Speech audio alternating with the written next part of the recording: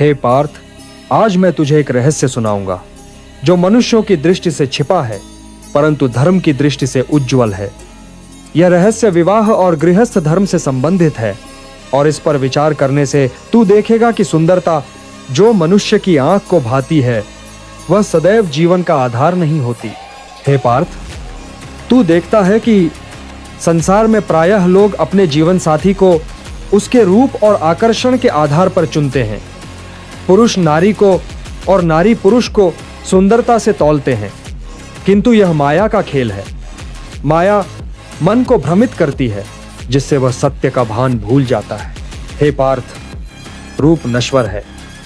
यह शरीर पंच महाभूतों से बना है और एक दिन मिट्टी में मिल जाएगा। जो आज मनोहर है वह कल वृद्ध होगा। जो आज रूपवान है वह समय के प्रवाह में झुर्रियों और दुर्बलता से भर जाएगा। परंतु स्वभाव और धर्म यही जीवन के वास्तविक आधार हैं। रूप के साथ अहंकार का जन्म होता है। जो अधिक सुंदर होता है उसके भीतर अपने रूप का गर्व सहज ही उत्पन्न हो जाता है। ऐसा व्यक्ति अक्सर आत्ममुग्ध हो जाता है और दूसरों की भावनाओं को तुच्छ समझने लगता है। नारी हो या पुरुष, जब वह अपने रूप पर मोहित हो जाता है तब वह जीवन के सच्चे कर्तव्यों से विमुख हो जाता है। क्रूर पुरुष अपने जीवन में विनम्र होता है। उसे ज्ञात होता है कि रूप में वह श्रेष्ठ नहीं है, अतः वह अपने स्वभाव, कर्म और सेवा द्वारा प्रेम अर्जित करता है। ऐसी विनम्रता ही घर को स्वर्ग बनाती है। हिंदू धर्म में विवाह केवल दो व्यक्तियों का मेल नहीं है, यह दो आत्माओं और दो कुलों का पवित्र बंधन है।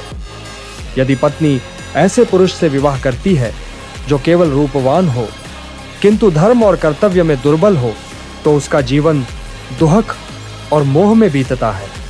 किंतु यदि वह ऐसे पुरुष को चुनती है जो भले रूप में साधारण हो परंतु चरित्र, ज्ञान और धर्म में दृढ़ हो तो उसका जीवन शांति और संतोष से भर जाता है। हे पार्थ, तूने महर्षि विश्वामित्र, महर्षि कश्यप और कई ऋषियों का नाम सुना है। इनका रूप सामान्य था किंतु इनके धर्मबल और तपबल ने इनके परिवार और संतानों को अमर कर दिया। और देख, रावण रूप और बल में अद्वितीय था किंतु अहंकार और अधर्म के कारण उसका कुल विनाश हो गया। गृहस्थ जीवन में बाहरी आकर्षण शीघ्र ही फीका पड़ जाता है। जब जीवन के संघर्ष सामने आते हैं तब रूप नहीं बल्कि सहनशीलता, समझदारी और धर्म पालन ही साथ देता है। गुरु पुरुष प्रायः इन गुणों में समृद्ध होता है क्योंकि वह अपने जीवन में संयम और परिश्रम को अपनाता है। ऐसा पति पत्नी का सच्चा रक्षक बनता है। वह अपनी पत्नी को केवल भोग की वस्तु नहीं समझता बल्कि उसे आत्मा का अंश मानकर सम्मान देता है। और पार्थ, यही सम्मान एक स्त्री का सबसे बड़ा आभूषण है। इसलिए हे पार्थ, मैं तुझसे कहता हूं, यदि किसी स्त्री को धर्म, शांति और स्थिरता चाहिए तो उसे केवल रूप देखकर विवाह नहीं करना चाहिए। क्रूर पुरुष, यदि वह धर्मनिष्ठ, सत्यवादी और कर्तव्यपरायण है तो वह उससे कहीं श्रेष्ठ है जो रूपवान होकर भी स्वार्थी और अहंकारी हो। याद रख, विवाह का लक्ष्य केवल सुख भोग नहीं बल्कि आत्मोन्नति है और आत्मोन्नति उसी संगिनी या संगिनी के संग संभव है जो तुझे धर्म मार्ग पर स्थिर रखे। स्त्री यदि ऐसे पुरुष से विवाह करती है तो उसका जीवन रत्नों से भी अधिक मूल्यवान हो जाता है। उसके दिन शांति से और रातें विश्वास से भर जाती हैं।